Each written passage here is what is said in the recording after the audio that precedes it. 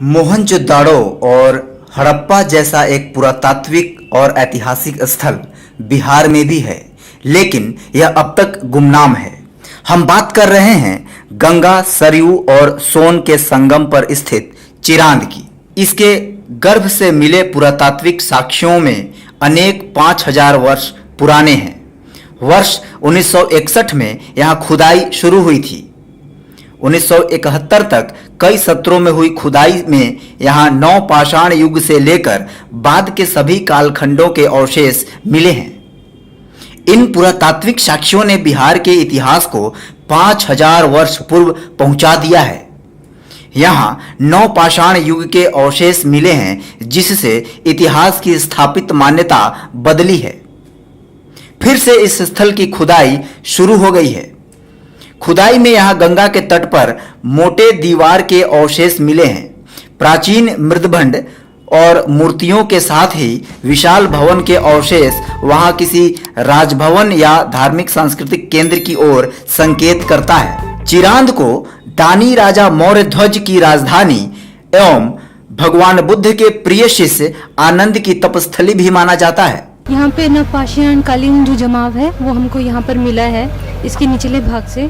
इसके अलावा यहाँ पर पाषाण काल मतलब नवपाषाण काल या पूर्व पाषाण काल? नवपाषाण काल। नवपाषाण काल जी। इसमें हम लोगों को यहाँ पे कुछ ऐसे पत्थर का सामान जो मिला है, जिसको हम सेल्ट कहते हैं हमारे, वो यहाँ से हमको मिला है। इसके अलावा हम लोगों को यहाँ से कुछ पॉटशर्ट्स मिले हैं जो कि प्योर टिपिकल है नवपाषाण काल के लिए। अच्छा, ये मृदभांड मिले हैं? हाँ, मृदभांड मिले हैं, जो मतलब जिसका जैसे कि जिसके ऊपर डोरी के निशान हैं। डोरी के निशान है। इसके अलावा कई ऐसे हमको जानवरों के भी हड्डियां मिली हैं यहाँ से, जो कि बहुत पुरानी हैं। यहाँ पे कृषि के उद्योग का क्या क्या काम होता था, या फिर यहाँ पे क्या क्या अन्न उगाए जाते थे, उसका भी हमको यहाँ पे सेक्शन है। स्थानीय लोगों का कहना है कि गंगा के कटाव के कारण 50 मीटर से अधिक पुरातात्विक स्थल गंगा नदी में विलीन हो गया था। गंगा के तट से देखने पर पुरातात्विक स्थल के कटाव का प्रमाण मिल जाता है। चिरांद विकास वह संस्था है जो सतत चिरांद के विकास के लिए प्रयत्नशील रहा है। चाहे यहाँ की गंगा के सफाई का व्यवस्था हो, पर्यटकों के आने के लिए हो, लगातार चिरांद के परिषद के सदस्य इसमें लगे हुए हैं कि चिरांद विश्व के मानचित्र पर आए, लोग यहाँ आएँ और ये इसके सिलेबस में भी चिरांद को लागू किया जाए, ताकि चिरांद को वाजिब हक मिल सके। ज्येष्ठ पूर्णिमा के दिन जो चिरांद में जो किया जाता है, आपने जो शुरू किया, उसका क्या है? ज्येष्ठ पूर्णिमा को गंगा महाआरती और गंगा बचाओ संकल्प समारोह का आयोजन होता है और चिरांद चेतना महोत्सव होता है। ये गंगा नदी के किनारे गंगा माँ की कृपा से 20,000 घरों में चूल्हे जलते हैं। और धार्मिक आयोजन इसलिए कि चूँकि इनके अविरलता और निर्मलता पर उस दिन विशेष तौर पर लोगों को बताया जाए, जागरूक किया जाए कि गंगा हमारी माँ है और गंगा रहेंगी तो हमारे घरों में चूल्हे जलेंगे, हमारा जीवन होगा, हमारा सांस्कृतिक विकास होगा। तो इसलिए हम लोग ये कार्यक्रम करते हैं। उस कार्यक्रम के माध्यम से लाखों लोग गंगा के प्रति अपनी क्या आपको नहीं लगता कि गंगा के कारण ही चिरांद का अस्तित्व है? जी बिल्कुल, गंगा के कारण ही चिरांद का विकास है। चिरांद का कि अगर घरों में चूल्हे जलते हैं तो हम कहते हैं कि माँ गंगा की कृपा है। और चिरांद का जो ये पुरातात्विक स्थल है, यहाँ चिरांद में गंगा के कारण, जल के कारण हुआ विकास। जी बिल्कुल, नदी घाटी, आप लोग कहते हैं कि जीवन का विकास जो है, मानव जीवन का विकास नदी किनारे ही हुआ है। तो निश्चित तौर पर ये गंगा नदी के किनारे यहाँ का जीवन मिला है और लगातार मिल रहा है। अभी इतिहासकारों का कहना है कि गुप्ता काल का अवशेष नहीं मिला है, लेकिन हम कह रहे हैं कि अभी व्यापक पैमाने पर अगर यहाँ खुदाई की गई तो गुप्ता काल का भी अवशेष मिलेगा। चिरांद केवल पुरातात्विक स्थल ही नहीं है, बल्कि कई धार्मिक कथाओं का साक्षी स्थल भी है। इसका संबंध रामायण की कथा से है। रामायण और रामचरितमानस में वर्णन है कि महर्षि विश्वामित्र राम और लक्ष्मण के साथ इस भूमि पर आए थे। उन्होंने राम और लक्ष्मण को यहाँ भूमि पर शयन करने और इस तिमुहानी के पवित्र जल से आचमनी करने का आदेश दिया था, ताकि उनमें समर का सामर्थ्य प्राप्त हो। चिरांद के विषय में हम लोग चाहते हैं कि जो समाज है, जो इतिहासकार हैं, जो जानने वाले लोग हैं, उनको बताया जाए कि चिरांद का महत्व क्या है, पौराणिक महत्व है, पुरातत्व के दृष्टि से उसका महत्व है।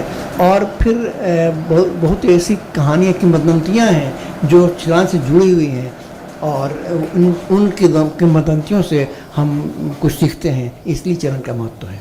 क्या किंवदंती है? ये जैसे कि ये बताया गया कि भगवान ने चीरा फेंक दिया था, या फिर जो राजा थे उन्होंने अपने बच्चे को चीर दिया था।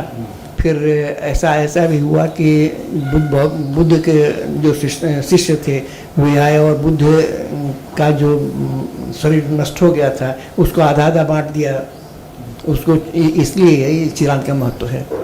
हाँ, और हम लोग चाहते हैं कि ये पूरी दुनिया, अगर पुरातत्व के विषय में, चिरांद के विषय में जानकारी दुनिया को है, तो इस पौराणिक जो महत्व उसका है, जो हमारे पुराणों में इसके महत्व के विषय में कहा गया है, उसको भी लोग जानें और इसको हम ये दें, उनको महत्व दें। रामायण से जोड़ते हैं इसको? हाँ, रामायण से जोड़ते हैं। कैसे? ये 3 नदियों का संगम जो है, जिसमें लिखा हुआ है, वो एक पंक्ति है जिसमें है कि ये संगम पर स्थित है और ये संगम 3 नदियों का संगम है। इसलिए जिस तरह से हम लोग प्रयाग में बात करते हैं, प्रयाग में 3 नदियां हैं, तो 3 नदियों में से एक नदी उसमें नहीं है, लेकिन यहाँ तो तीनों नदियाँ हैं, इसलिए प्रयाग से इसका ज़्यादा महत्व, हमको तो लगता है कि ज़्यादा महत्व होना चाहिए। 3 गंगा सा और गंडक, सोन, हाँ, गंगा तो 3 नदियाँ हैं। और ये 3 मुहाना है।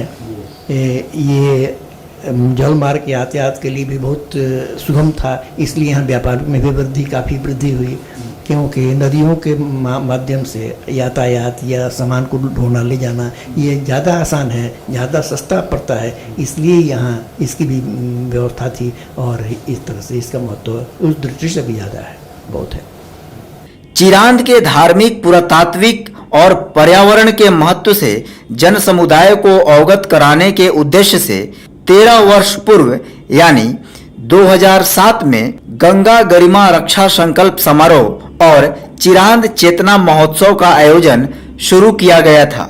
उसके बाद से बिहार के मुख्यमंत्री नीतीश कुमार समेत राज्य के कई मंत्री और वरिष्ठ अधिकारी इस ऐतिहासिक स्थल का भ्रमण कर चुके हैं। यह भव्य आयोजन वहां गंगा दशहरा के 5 दिन बाद यानी ज्येष्ठ पूर्णिमा के अवसर पर होता है।